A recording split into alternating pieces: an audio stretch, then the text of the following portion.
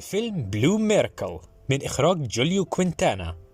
الفيلم ده قصة حقيقية حصلت في المكسيك سنة 2014. جهز معايا مناديلك عشان الفيلم ده ميكس بين الحزن والفرح. الفيلم بيحكي عن بابا عمر ومراته ريبيكا اللي موفرين كل طاقتهم لأولاد الشوارع والأيتام وجمعوهم في بيت لاكاسا هوجر.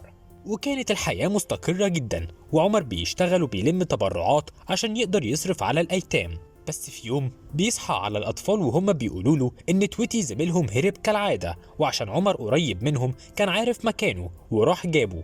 الولد ده كان صغير مش قادر يفهم إنه فقد أهله وإنهم ماتوا، وبكل ذكاء عمر جاب له مسمار وقال لتويتي ده مسمار حظك. تويتي مفهمش وقال لبابا عمر إن ده مجرد مسمار، بس عمر فهمه إنه لما يبقى عايز حاجة من ربنا يكتبها في ورقة ويعلقها على الحيطة وربنا هيستجيب له. وبياخد تويتي عشان يفسحه، بس بتيجي عربية الشرطة وبيكون الشرطي جايب له طفل سارق ساعة غالية من قبطان، ومعرف الشرطي إنه يتيم وكان صعبان عليه يسلمه للشرطة، ولقى إنه أنسب حل يوديه لبابا عمر في بيت لاكاسا هوجر. طبعا عمر بيرحب بالفكرة وبيروح يتعرف على الولد في عربية الشرطة، بس الولد بيكون غلس قوي معاه، وبطريقة عمر المقنعة بيقدر ياخد منه الساعة اللي سرقها، وكمان بيخليه ينزل من عربية الشرطة ويركب معاه عربيته. وبيتعرفوا على بعض في الطريق، وعمر بيعرف ان اسم الولد موكو، وعمر بيعرض على موكو انه يساعده في البيت مع الاولاد، لكن برضه موكو مصمم على الطريقة الرخمة اللي بيتعامل بيها ورفض.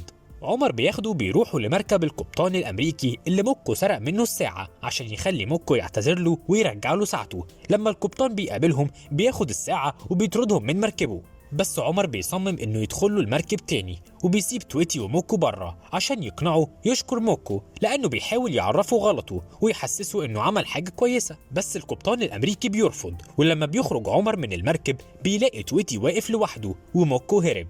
عمر بياخد تويتي وبيرجعوا للبيت، وهم في الطريق بيسمعوا اخبار عن عاصفة جديدة هتحصل، فبيرجع البيت وبيقول للاطفال كلهم انه في عاصفة جديدة ما يخافوش منها، ولازم يساعدوا بعض عشان يمنعوا اي مية تدخل البيت، ويحطوا اكياس رمل عند مداخل البيت. وبيعملوا كده فعلا، وبيصحوا تاني يوم والمية بتبقى دخلت البيت بنسبة قليلة. وساعتها بيفكر عمر وبيلجأ لحيلة ذكية، بياخد أكبر أطفال موجودين في البيت وبيركبوا العربية عشان يروحوا مشوار معين وينقذوا البيت من المية. وعمر بيتكلم مع مراته قبل ما يركب عربيته، بيكون تويتي قاعد وركب في الكرسي اللي جنبه ورد على تليفونه وبيدي التليفون لعمر. للأسف تويتي رد على المكالمة اللي عمر كان دايما بيتهرب منها. المكالمة دي جاياله من البنك عشان الديون اللي عليه، وبسبب عدم السداد هيتحجز على البيت والأطفال دي هترجع للشارع تاني.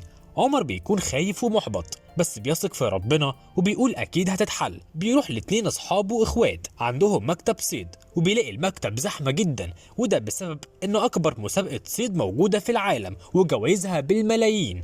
المكتب قرر يشجع الناس اللي انسحبت بسبب العاصفة ويعفيهم من الرسوم. عمر بيقول لهم ربنا يوفقكم وكل حاجة، بس أنا جاي ياخد مضخة طرد المية عشان البيت عندي هيغرق، وطبعا بيدوها له. عمر بيقول لأصحابه معلش أنا عندي طلب تاني، لو ينفع تكلموا البنك بنفوسكم انه يستنى عليا شهر اكون جمعت ال117 ألف دولار اللي عليا عشان العيال دي ما تتشردش تاني.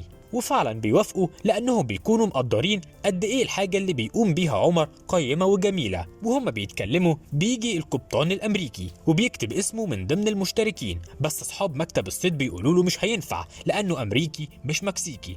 بيتعصب جدا القبطان لانه احق واحد بالمسابقة دي عشان هو الوحيد في العالم اللي فاز بيها مرتين قبل كده. صديق عمر بيقول للقبطان انه حله الوحيد يبقى في فريق مكسيكي، بيقول له الفريق هيكونوا عمر واولاده الايتام. ساعتها عمر بيكون مشي من مكتب الصيد وبيروح للبيت عشان يلحقوا وينظفوه من مية المطر.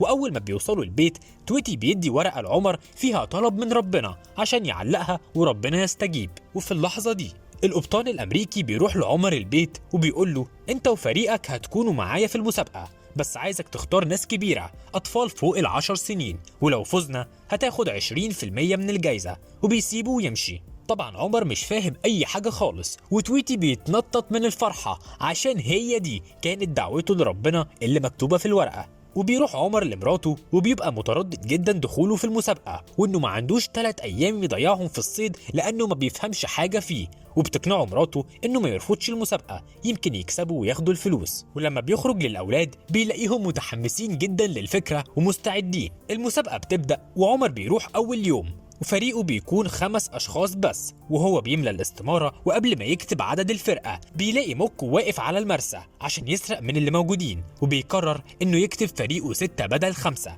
وبيروح لموكو وبيقول له تعالى في الفرقة بتاعتنا، وبيقنعه انه يروح معاهم. ولكن اول يوم بيكون صعب جدا بسبب ان القبطان الامريكي مش طايق عمر وفرقته، وكمان عشان المركب بتاعته قديمة وبتعطل كل شوية. ده غير ان فريق عمر بيكون في خناقات بين موكو وولد تاني، وبيتكلم عمر مع القبطان الامريكي عشان يهدى شويه وما يحبطش الفريق، لازم يكون في روح تشجيعيه. القبطان بيسمع كلامه وبيخرج يقول للاولاد انهم لازم يكسبوا، والصناره هتبقى بالدور، كل يوم من ال3 ايام واحد منهم هيمسكها والقبطان هيكون معاه عشان الصناره لو غمزت يقول له يعمل ايه. اول يوم عشان يبدا صفحه جديده مع موكو بيخليه هو المسؤول عن الصناره، وفعلا بتغمز، بس مش بيقدروا يصطادوا السمكه المطلوبه في المسابقه وبيخسروا اول يوم. ولما بيروحوا المرسى بيلاقوا فريق تاني اصطاد سمكه وزنها 167 كيلو. بيركبوا العربية، بس موكو بيرفض يجي معاهم البيت، وبيقول لعمر انه مش هيجي بكرة المسابقة. ولما بيوصلوا البيت بيلاقوا عربية غريبة واقفة بره وهدايا كتير غالية مع الأطفال.